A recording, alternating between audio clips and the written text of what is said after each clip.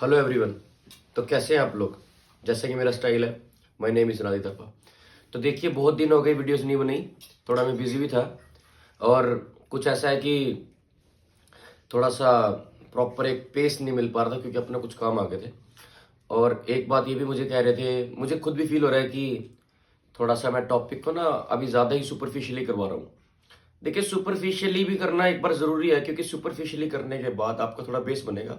तब मैं टॉपिक को मतलब थोड़ा इलेबरेट करूंगा और उससे मेरी जो वीडियो है वो मिनिमम 45 मिनट्स की वीडियो बनेगी। उस पर भी हम काम करेंगे, लेकिन एक बार आपका फ्रेमवर्क जैसे कि मैं सेट कर दूं, जो मेरा स्टाइल आपको पता ही है, फिर मैं धीरे धीरे टॉपिक पे आऊंगा। अब आप कहेंगे आप एक पर्टिकुलर प्रॉपर टॉपिक पूरा कंप्लीट ही नहीं करवाते, दूसरे टॉपिक पे आ जाते हैं। देखिए, वो तो करना ही पड़ेगा, थोड़ा थोड़ा मैं सभी को टच कर रहा हूँ, फिर मैं धीरे धीरे हर टॉपिक पे आ जाऊंगा। तो मुझे बैच के रिलेटेड बहुत इंक्वायरीज आ रही हैं, ठीक है। लेकिन अभी देखते हैं, अगर प्रॉपर मुझे लगता है कि बच्चे प्रॉपर हो जाते हैं तो मैं शायद बैच में भी काम करूं। अदरवाइज यूट्यूब पे तो मैं आपका जितने मदद कर सकता हूँ उतनी मैं मदद करता रहूंगा।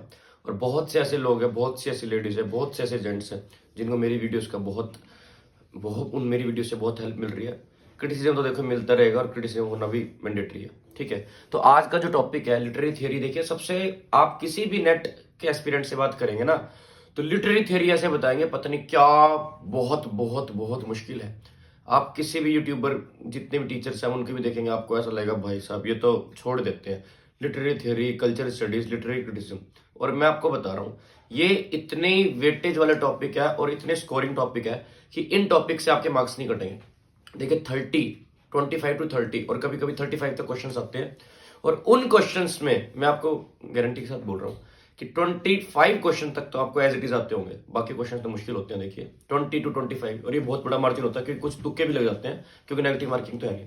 तो आज का जो मेरा टॉपिक है वो साइको एनालिटिक लिटरेरी थ्योरी है। Sigmund Freud, Jacques Lacan, Alfred Adler, ये बहुत बड़े बड़े नाम है इसमें, ठीक है। तो ये भी पता होना चाहिए कि कौन से राइटर किस से बिलोंग करते हैं। तो साइको एनालिटिक का मतलब क्या होता है कि आपका जो इस टाइम आपकी जो साइकोलॉजी है वो क्या है किसी वर्क को लिखते हुए। जैसे कि सिगमंड फ्रॉइड है, उनकी लिबिडो है, ठीक है जी। अनकैनी इस बार क्वेश्चन आया हुआ था सिगमंड फ्रॉइड का। ईगो है, इड है, ठीक है, सुपर ईगो है। ये टर्म्स मैं बाद में बताऊंगा। अभी जो मेरा राइटर है एल्फ्रेड एडलर, मैं उसकी बात करूंगा, ठीक है। मैं आज सिर्फ वर्क्स और टर्म्स आपको लर्न करवा दूंगा, ठीक है जी। तो देखिए, राइटर का नाम है, राइट थियरी का नाम है psychoanalytic literary theory. Writer है हमारे एल्फ्रेड एडलर। तो मेजर बुक्स क्या क्या है? Understanding human nature 1927, the science of living 1929, what life could mean to you 1931। देखिए, मैं ऐसे पता है क्यों करवाता हूँ, डेट वगैरह मैं याद नहीं कराता, मैं आपको याद ही इसी तरीके से वर्क्स कराऊंगा कि क्रोनोलॉजी साइमल्टेनियसली आपकी हो जाएगी। मैं इतना ज्यादा बहुत ओवर मेहनत करने पे, मतलब ओवर गधे वाली मेहनत करने पे मैं विश्वास नहीं रखता। Smart work plus hard work के कॉम्बिनेशन को ही मैं सही मानता हूँ आज, क्योंकि कंपटीशन बहुत बढ़ चुका है, ठीक है जी। और मेजर टर्म्स क्या है? Individual psychology, inferiority complex, superiority complex, style of life. देखिए, अब मैं इस टॉपिक को कैसे डील करूंगा। देखिए, मेरा आपको पता है स्टाइल, आपको ये तो फिर मेरा काम क्या हो गया, ठीक है, ठीक है, मेरा काम क्या हो गया, ठीक है। तो अब आप लोगों ने एक बहुत ही फेमस मूवी है, मेरी फेवरेट मूवी है, थ्री इडियट्स, आपने देखी होगी। तो उसमें आपने रेंचो का किरदार आमिर खान ने निभाया, वो देखा होगा। देखिए, आप लिटरेचर के स्टूडेंट है तो you have to watch movies, otherwise it will become a hurdle for you, okay. तो उसमें क्या होता है, अगर आपने आमिर खान को देखा है रेंचो, उसको क्या है, उसका बंदे का क्या स्टाइल है ना, उसको क्या है कि भाई काबिल बनो काबिल, कामयाबी तो झक मार के आपके पीछे भागेगी। ये एल्फ्रेड एडलर को आप आमिर खान समझ लीजिए, और वो मैं उससे आपको रिलेट करूंगा बिल्कुल एज इट इज। देखिए फिर क्या है, अंडरस्टैंडिंग ह्यूमन नेचर, उसने ह्यूमन नेचर को बहुत अच्छे से समझाया है। आमिर खान ने देखा है कि भाई आप ऐसे करो, वो कहते नहीं है, आप समझ आया, दोस्त पास हो जाए तो दुख होता है और दोस्त टॉप कर दे तो ज्यादा दुख होता है। तो अंडरस्टैंडिंग ह्यूमन नेचर उसमें बताया। बताते हैं साइंस ऑफ लिविंग क्या है, आमिर खान बताता है भाई आपको जो पसंद है आप उसको लिव करो। जो फरहान है उसमें छोड़ देता है वो बीटेक, वो क्या करने जाता है फोटोग्राफी, कि भाई तेरा पैशन है। तो बताता है साइंस ऑफ लिविंग। क्यों बताता है? कहता है जो तेरी लाइफ है अगर तू उसको करेगा तो तुझे वो चीज खेल लगेगी। तो भी बताता है भाई ऐसा काम करो जो तेरी लाइफ तेरे को बोलती है, जो तेरे लिए, जो तेरी लाइफ है, ताकि तेरा काम खेल लगे। तो क्या होगा, what life could mean to you. Okay, दोबारा करते हैं।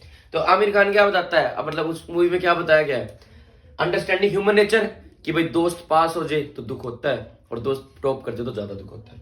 उससे अगला क्या बताता है आमिर खान, कि भाई ऐसे करो अपनी लाइफ को एंजॉय करके पढ़ो, बर्डन मत लो, ठीक है। बिल्कुल आज में जियो। जो आपका मतलब वो बोलता है ना राजू को, शादी तू उससे कर रहा है, गर्लफ्रेंड कोई और है, तो सेम बात है। साइंस ऑफ लिविंग बताता है, और फिर वो बताता है जिससे आपको पसंद है वो करो, आपको काम काम नहीं खेल लगेगा। तो what life could mean to you. अब बात करते हैं इसकी टर्म्स की। देखिए, आमिर खान उसमें अकेला बंदा है जिसकी साइकोलॉजी, ना तो वो किसी को छोटा समझता, ना वो किसी को बड़ा समझता। वो कहता है यार आप इतने काबिल बनो, सभी बराबर है, कोई किसी को कंपेयर मत करो। चतुर को भी समझाता है, आपने देखी होगी मूवी में। तो क्या बताता है वो, अपनी इंडिविजुअल साइकोलॉजी समझाता है कि अपनी खुद की इंडिविजुअल साइकोलॉजी रखो। आपको फोटोग्राफी पसंद है, फोटोग्राफी करो, सिंगिंग पसंद है, सिंगिंग करो। सचिन तेंदुलकर और अलका याग्निक का एग्जाम्पल भी देता है। अलका याग्निक नहीं, लता मंगेशकर का। अब इन्फीरियोरिटी कॉम्प्लेक्स, किसको इन्फीरियोरिटी कॉम्प्लेक्स होता है थ्री इडियट्स में? राजू को, उसको दूर करता है वो। सुपीरियोरिटी कॉम्प्लेक्स किसको होता है? उसको, वायरस को और उसको, चतुर को, तो उनको दूर करता है। आमिर खान से रिलेट कर रहे होंगे। और वो क्या बताता है भाई, अपनी स्टाइल से लाइफ को जियो। तो क्या आ गया, स्टाइल ऑफ लाइफ। तो मुझे ऐसा लगता है कि मैं टॉपिक क्लियर करा रहे में, देखिए इतना देखते ही आपको याद हो गए होंगे, ठीक है। अब आप कहोगे भाई ये इसमें तेरा क्या काम है? देखिए मैं बेस बनाऊंगा आपका, हर एक वर्क को मैं इजी कर दूंगा।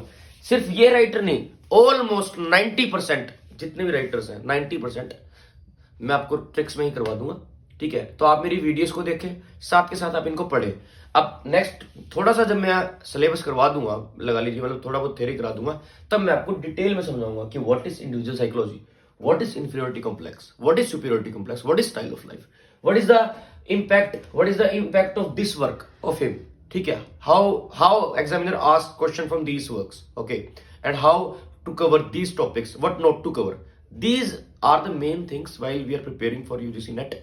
Okay, we must focus on the the mind of the examiner. ठीक है, हमें एनालाइज करना पड़ेगा। We have to analyse the questions. अगर हम एनालाइज नहीं करेंगे क्वेश्चंस को, तो हमें कैसे पता चलेगा कि एग्जामिनर पूछना क्या चाहता है? इतने वर्क्स हैं, ठीक है। तो आज के लिए मैं इतना ही करता हूँ। आशा करता हूँ कि आपको मेरी वीडियो पसंद आ रही होगी, ठीक है। और आपको अगर ऐसा लगता है कि मैं सही कर रहा हूँ, तो आप मेरी वीडियोस को सिर्फ शेयर कीजिए, लाइक वगैरह आप ना भी करें, लेकिन बहुत से ऐसे लेडीज, बहुत से ऐसे जेंट्स हैं जिनको मेरी वीडियोस बहुत हेल्प करेगी। और जून के लिए आपको अभी से मैं कहता हूँ कि अभी से जुट जाए। आज के लिए बहुत है, धन्यवाद, जिंदाबाद।